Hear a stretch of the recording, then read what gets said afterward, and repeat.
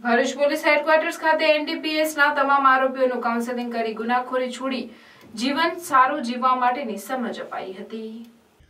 જેના ભાગરૂપે જિલ્લામાં એનડીપીએસના ગુનામાં ઝડપાયેલ આરોપીઓ માટે મેન્ટોરની નિમણૂક કરાઈ હતી। અત્યાર સુધી જિલ્લાના 88 આરોપીઓ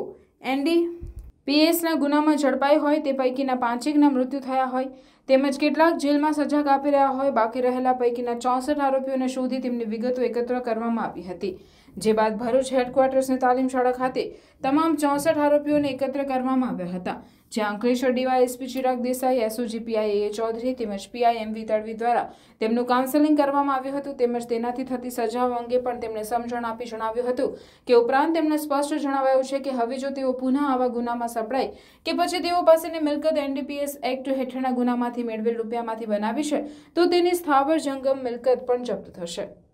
મેન્ટર પ્રોજેક્ટ અંતર્ગત દર એક આરોપી માટે એક પોલીસકર્મીને મેન્ટર તરીકે નિમવામાં આવ્યા છે, જે હવેથી આરોપીની તમામ ગતિવિધિ પર નજર રાખશે। તે ક્યાં જાય, ક્યારે આવે છે, શું કામ કરે છે, તેને પુનઃ નાર્કોટિક્સની કામગીરી શરૂ કરી છે કે કેમ તેના પર નજર રાખશે અને ગમે ત્યારે તેને ત્યાં જઈ તેની પૂછપરછ કરી જરૂરી માહિતી એકત્ર કરશે। તમામને એનડીપીએસ